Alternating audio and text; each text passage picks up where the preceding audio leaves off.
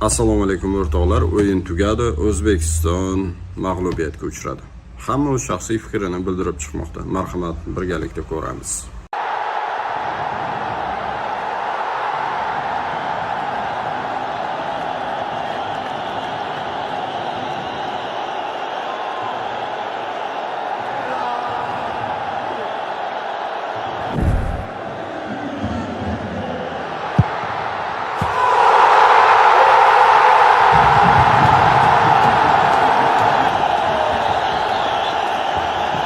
Hech qanaqa ortiqcha fikr kerak emas. Prosta mana bu o'yin tugagandan keyin Husanov ko'zida yosh, Kanavaro kulib yuribdi.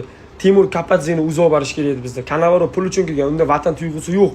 Futbol qurilmagan. Qanaqa Kanavaro kelgandan keyin qanaqa bir futbol qurdi, qanaqa bizga foydasi tegdi. Hech qanaqa Varta вообще chichivardi. Shomurodov вообще o'ynalgani yo'q. Bizda futbolni tushungan odam biladi. Hozir blogerlar hayp ishlaydi, biz yutdik, bizda vatanimiz uchun g'alaba, bunaqa emas. Bizda futbol yo'q, futbol yo'q hech qanaqasiga. Futbolni tushungan odam biladi. Na tik-taka yo'q, na bir qarshi hujumdan chiqish yo'q. Davron Faziev вообще sharhlagisi ham kelgan, sharhlagan yo'q. Xayrulla Hamidov bechara nima deyishni bilmay emotsiyalar qilib oxirida gapiraverdi. Bunaqa yutqazishimiz kerak emas edi deb. Biz Eronda qiynaladiganimiz yo'q. Bizga berilgan sharoitga Eronga berilganda qanaqa o'ynardi? Eron Belgiyalar bilan bir o'ynayotibdi. 0-0 o'ynayotdi. Bizcha yutqazib, Kanavaro kulib yuribdi o'yindan keyin. Kulib yuribdi. Bir tushundinglar, nimaga Timur Kapadze obormadi o'zi? Timur Kapadze hatto bu kuyunardi vatan uchun.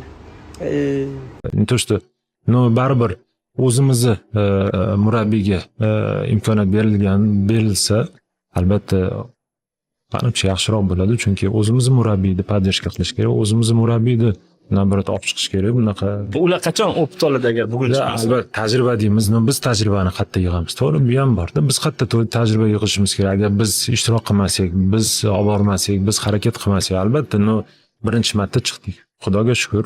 Bitta qiziq statistika aytaman. Birorta terma jamoa, jahon chempioni bo'lgan terma jamoalar legioner murabbiy bilan bo'lmagan, hammasi mahalliy murabbiylar bilan bo'lgan.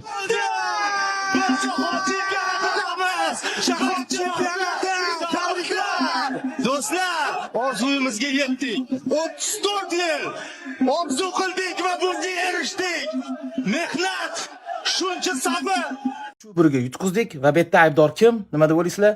Kimdir trener etishi mumkin. Men endi o'zim shaxsiy fikrimni aytaman, meni fikrimga qo'shilsaydi kerak va Abdurahmon akaning ham fikrini aytaman. Bilasizlar, Abdurahmon aka hech qachon O'zbekiston terma jamoasini yomonlamaydi.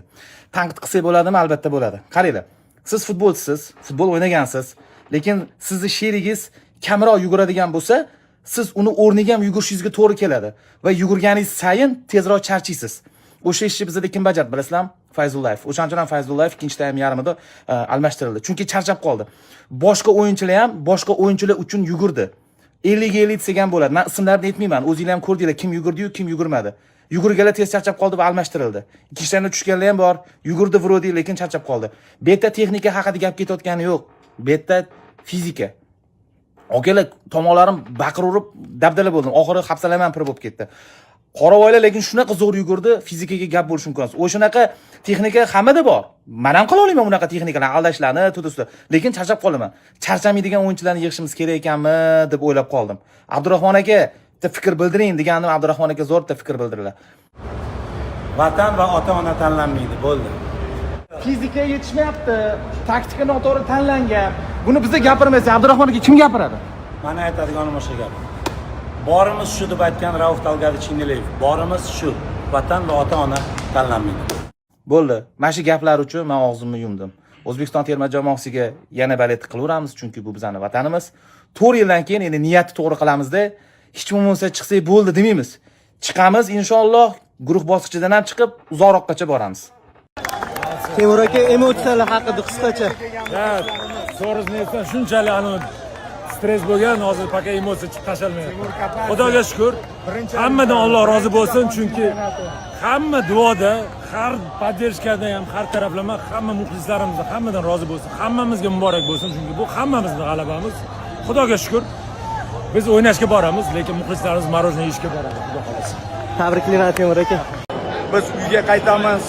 Biz uchun yaxshi tajriba bo'ldi. Murabbiylar shtabi, futbolchilar uchun bundan ortig'ini qila olmadik do'stlar. Birinchi taym ideal, orzudagi taym bo'ldi. Ikkinchi taym Kongo do'stlar, jismoniy holat umuman dahshatli darajada. Ana.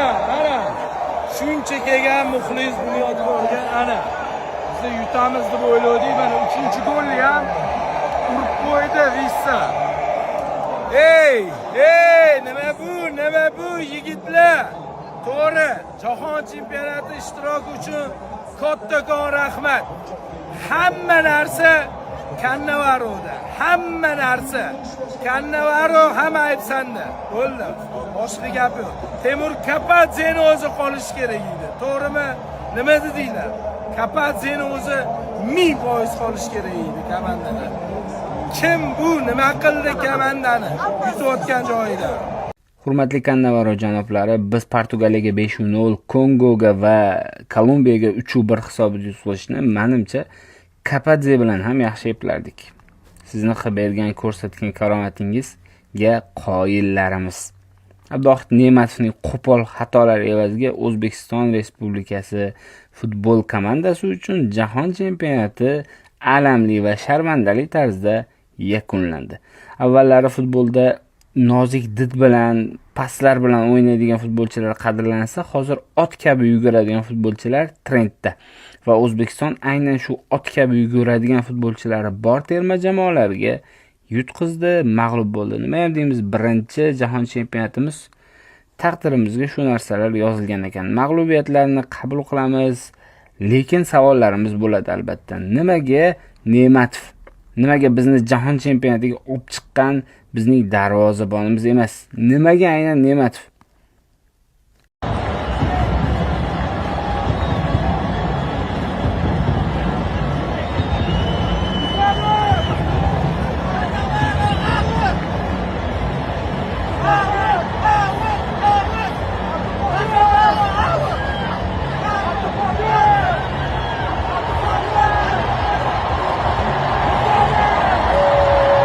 Mag'lubiyatimizga 11 gol o'tkazishimizga 0 ochko bilan sharmandalar shoriga qaytishimizga bolalar aybi, hamma ayb Ufa rahbariyati Fabio Cannavaro'da. Bu skirt shuncha davlatda, shuncha klubda ishladi. Hech qaysi muvaffaqiyatga erishmagan. Hamma ishlagan jamoasida quvg'in bo'lgan, foydasi tegmagan. Ishkamiz endi 0 ga teng buni. Cannavaroni yo'q ochish kerak. Bu kechda Osiyo chempionatida ham sharmandalarcha ochko'z qaytamiz biz orqaga. Bu insonga hech qachon ishonish kerak emas. 1000 marta bu Fabio Cannavarosdan. O'zimizdan Timur Kapadzeni yaxshi edi. Ras Timur Kapadzeni olib chiqdimi? Olimpiadaga olib chiqdi. Jahon chempionatiga olib chiqdi. Bu shuncha qilgan ishi birdek tayyor joy kelib o'tirib, sharmanda qildi O'zbekistonni. Bolada so'yni o'ynadi. Bu bolalarni bu o'ynashni bilmadi. Fabio Cannavaro out, yo'qolib o'tdi. Agar shu yerda bo'ladigan bo'lsak, albatta darajamiz shu bo'ladi. Agar bundan ko'proq loyiq bo'lganimizda albatta ko'proq erishgan bo'lardik. Lekin eng asosiysi qayerga ishlashimiz kerakligini, qayerga qarab ishlashimiz kerakligini jahon chempionati ko'rsatib berdi va katta tajriba bo'ldi. Futbolchilar ham borini berib o'ynashdi hammasi. Albatta bu yerda oson o'yinda o'zi bo'lmaydi. Hamma kichik xatolar ham kechirilmaydi. O'sha evaziga o'ynashimcha tajriba yetishmasligi o'ziga joyimiz bor. Bor yo'g'i bitta savol. Nima uchun biza jahon chempionatiga qatnashish uchun boramiz? Shunchaki qatnashish uchun. Boshqa hamma jamoa, bizga o'xshagan debutant jamoalar ham jahon chempionatida yutaman, keyingi bosqichga boraman, maksimalni kerak bo'lsa chempion bo'laman deb boradi. Nimaga? Bitta gap aytaymi? Hamma kutayotgan gap. Kapadzeni norozi qilish kerak emas edi. Hozir o'yinchilar o'ynamadi deysizlarmi? O'yinchilar o'ynayapti. O'yinchilarni o'ynatish olmayapti. Birinchi taymda qanaqa o'ynadi? Ikkinchi taymga keyin qaranglar. Esingizda bo'lsa, o'sha jahon chempionatiga chiqishimizdan oldin Emirat bilan o'ynadik. Ularni uyida o'ynab keldik. O'sha yerda 0-0 o'ynab kelish hammaga ham emas edi. Shuncha yildan beri hech kim shuni eplolmagan edi. Timur Kapadze eplab kelgan edi shuni. Timur Kapadze olib chiqish kerak edi. Milliy o'zimizni terma jamoada o'ynagan o'yinchi, o'zimizni bitta tilda gaplashadi o'yinchilar bilan. Cannavaro через translator gaplashyapti, tarjima orqali gaplashyapti. Nimani tushuntirib bera olyapti, nimani tushuntirib bera olmayapti birinchidan. Ikkinchidan unaqa o'piti yo'q. Kapadzeni o'zi trenerlarda ham o'piti bor edi. O'zbekiston terma jamoasining o'yinchilariga hech qanaqa pretenziya yo'q, lekin murabbiylar o'zini ishini bajara oldi deb o'ylamayman. Buni o'rniga Luboy boshqa trener bo'lganda ham xuddi shu o'yinchilarni o'zini qo'yib yuborganda ham shu ishni bajarib kelishardi. Shuning uchun bu yerda murabbiy faqatgina marketing asosida qo'yilgan deb o'ylayman. Faqat marketing uchun, butun dunyo ko'rishi uchun, chunki Kannavaroni butun dunyo taniydi, chempion bo'lgan, oltin to'p olgan, shuning uchun ham uni marketing sifatida qo'yildi deb o'ylayman va bu eng noto'g'ri xod bo'ldi deb o'ylayman. Endi oshirib yubordinglar-da, to'g'risi. Bu nima o'yin o'zi? Nima bitta Fayzullayevga kerakmi g'alaba yo bitta Husanovga kerakmi? Qolganlar nima qilyapti? Qani xarakter, qani bir nima deydi, g'alabaga bo'lgan bir kurash, ishonch. 1-0 yutqizib ketayotgan komanda mana bunaqa yutib ketyapti. 38 million aholi, bu yerda butun SNG sizlarga balet qilyapti. Bu nima o'yin? Nima mayli sizlardan hech kim play-offga chiqib berdimadi. Hech kim mana 7-0, 8-0 ga yutishinglar kerak edi. Bunaqa yutib berdimayapti. Hatto 1-0 usha bersanglar bo'lardi. Yo'q, sal bo'lsa ham mana yuzimiz yorug' bo'lib, da bo'ldi, Kongoni yutdik, mana ana kilo kuchli edi deb qaytardik. Nima bu? Nima Urunovni nimaga tushirishdi? Fayzullayev olib tashlab. Men bilmadim. Sharmanda-da, bunaqa borib, bunaqa sharmanda bo'lib kelgandan ko'ra, 11 ta gol yeb qaytgandan ko'ra, lutcha bormagan yaxshi deb o'ylayman. Undan ko'ra Mashitda Osiyoni o'sha Qatar-patarlarni yutib yurganimiz yaxshi deb o'ylayman. To'g'risi-da. Men bitta umuman mana shu tepasida bomba sakrab uchib yurganlar, men bitta qanaqa natija qilyapti?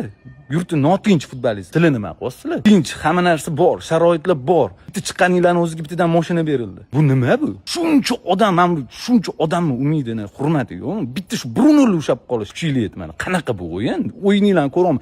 Nima bu o'yin? To'g'ri, chetdan turib olib gapirish oson, lekin sizlarga ishonib topshirildi-yu bu narsa. Lekin, qarochi